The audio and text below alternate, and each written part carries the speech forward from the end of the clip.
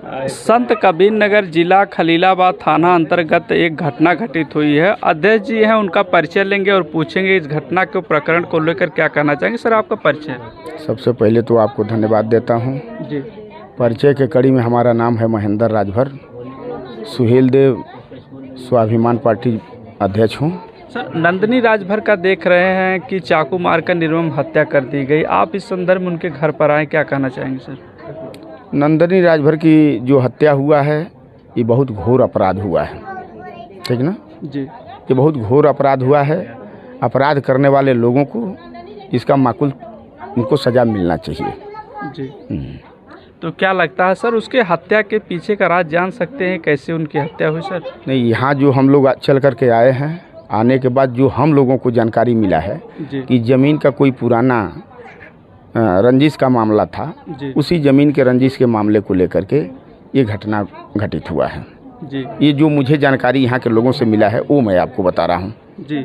ज़मीनी विवाद को लेकर सरकार भी एक्टिव है, कह रहे कि जितना भी ज़मीनी विवाद है उसका जल्द से जल्द निस्तारण किया जाए, लेकिन हत्या प्रतिदिन बढ़ती जा रही है, तो इस पर क्या कहना चाहेंगे? सरकार एक चीज़ के लिए प्रतिबंधित है जी। जो पिछले सरकार में भारतीय जनता पार्टी की जो पिछली सरकार थी 17 के सरकार में एक भू माफिया एंटी कानून उत्तर प्रदेश की सरकार ने बनाया कि जिनके पास अवैध ज़मीन 10 बीघा 15 बीघा 20 बीघा 25-50 बीघा 100 बीघा तक है, उनके लिए भू माफिया एंटी कानून उत्तर प्रदेश के सदन में सरकार में रहने वाले लोगों ने बनाया। लेकिन सरकार में रहने वाले लोगों को ये दिखाई देता है कि जो गरीब, जो मजदूर, जो मजलूम व्यक्ति अगर कहीं सरकारी ज़मीन पर एक बीसवा ज़मीन पर बस गया है, वही भूमाफिया उत्तर प्रदेश के सरकार में रहने वाले लोगों को दिखाई देता है। आप बताइए, सरकार चाहती है कि गरीबों को न्याय मिले, तो सरकार के पास सारा तंत्र है। सरकार तो घूम करके कह रही है, पूरे प्रदेश भर घूम करके कह रही है कि ये प्रदेश अपराध मुक्त हो गया है। आप बताइए, दिन दहाड़े हत्या हो रही है। अब इसको हम क्या कहेंगे कि प्रदेश मुक्त हो गए, अपराध मुक्त हो गया है प्रदेश? दिन दहाड़े हत्या हो रही है। आप पूरे बीच गांव के बीच बस्ती में हो रहा है, घर में हो रहा है।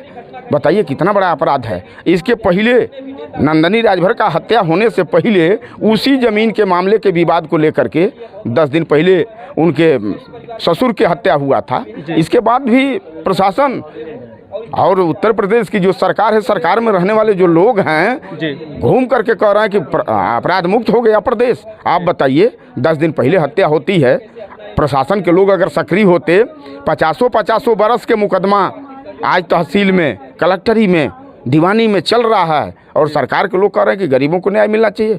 गरीब को न्याय अगर देना चाहती है सरकार तो कानून बना दे कि नहीं, जैसे ये मुकदमा अगर आज दायर हो रहा है तो इसको 20 दिन में हम लोग फाइनल कर देंगे। जमीनी स्तर तक तंत्र सरकार का है, लेखपाल है, कानून है, तहसीलदार है, एसडीएम है, डीएम है, मतलब है ना, तमाम अधिकारी हैं।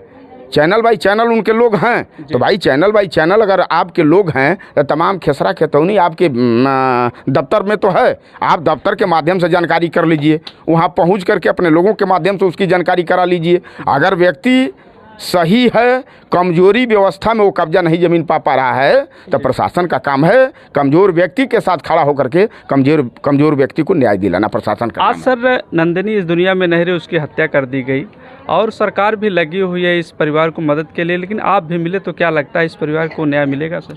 मिलना चाहिए न्याय। हम लोग लगेंगे इस परिवार के साथ, कंधा मिला करके हम लोग चलेंगे। हम लोग चलेंगे, कप्तान साहब से मिलेंगे, हम लोग चलेंगे डीएम साहब से मिलेंगे। हम लोग ये बात जरूर कहेंगे कि नहीं, इस दुखी परिवार को न्याय मिलना चाहिए। कैसी आप मांग करेंगे सर? मांग नहीं, इस परिवार को लेकर के हम लोग मांग करेंगे कि ये परिवार लंबे समय तक आपके दफ्तर का चक्कर लगाता रहा, लगाते लगाते परिवार शहीद हो गया। मतलब उसकी हत्या हो गई तो शहीद ही माना जाएगा कि परिवार उस मामले को लेकर के शहीद हो गया, हत्या हो गई, तो उस परिवार को न्याय मिलना चाहिए। तो उस परिवार को न्याय दिलाने के लिए हम लोगों को क्या भरोसा दिला रहे हैं, ये तो हम लोग बताइए कि ताकि दोबारा इस परिवार में हम लोग चल करके आवें तो परिवार को हम लोग बता सकें, सांत्वना दे सकें कि नहीं, इस तरह से डीएम साहब ने हम लोगों को कहा है। जी, अध्यक्ष जी थे, उनसे हमने बात किया और परिवार वालों से मिलेंगे, जो भी यहाँ की अपडेट मिलेगी आप तक पहुँचाते रहेंगे। धन्यवाद।